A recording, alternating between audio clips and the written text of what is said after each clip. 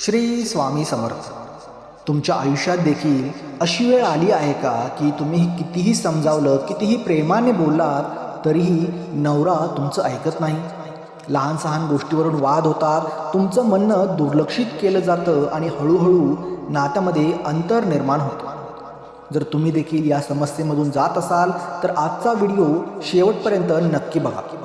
आज मी तुम्हाला एक असा छोटासा उपाय सांगणार आहे जो खूप सोपा आहे पण त्याचा परिणाम खूप मोठा आहे. हा उपाय आपल्याला फक्त एका वेलचीने करायचा आहे.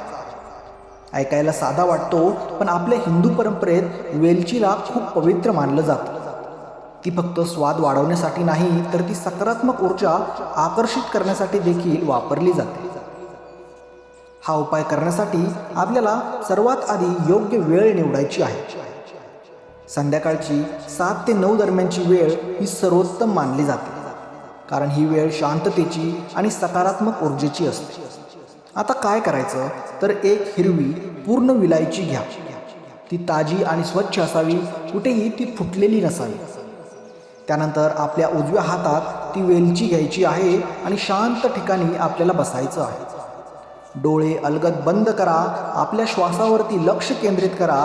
आता मनातल्या मनात आपल्या आवडत्या देवाचं किंवा कुलदेवीचं स्मरण करा आणि अत्यंत शांतपणे मनापासून 21 वेळा असा संकल्प करा की माझ्या आणि माझ्या नवऱ्यामध्ये प्रेम वाढो, तो माझं ऐको, आमच्यात समजूतदारपणा आणि जिव्हाळा वाढो, आमचं घर सुख शांतीने भरून जावं.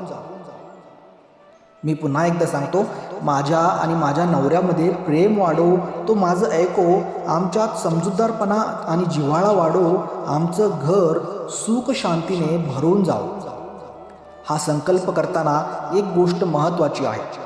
तुमच्या मनात कोणताही राग, तक्रार किंवा नकारात्मक विचार नसावा. फक्त प्रेम, विश्वास आणि सकारात्मक भावना असाव्या.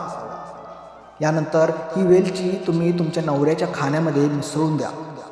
तुम्ही चहामध्ये, दुधामध्ये, एखाद्या गोड पदार्थामध्ये किंवा कुठल्याही जेवणामध्ये तुम्ही ती नवऱ्याला देऊ शकता. पण लक्षात ठेवा, हे करताना तुमच्या मनात पूर्ण विश्वास असायला हवा.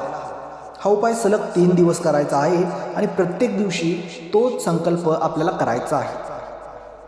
हळूहळू तुम्हाला जाणवेल की तुमचा नवरा तुमच्याशी जास्त शांतपणे बोलायला लागला आहे, तुमचं म्हणणं ऐकायला लागलं आहे आणि नात्यातील ताण हा कमी व्हायला लागलेला आहे.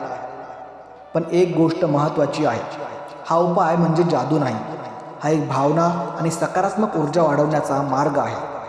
जर तुम्ही स्वतः रागाने बोललात, समोरच्याला समजून घेतलं नाही तर कोणताही उपाय काम करणार नाही.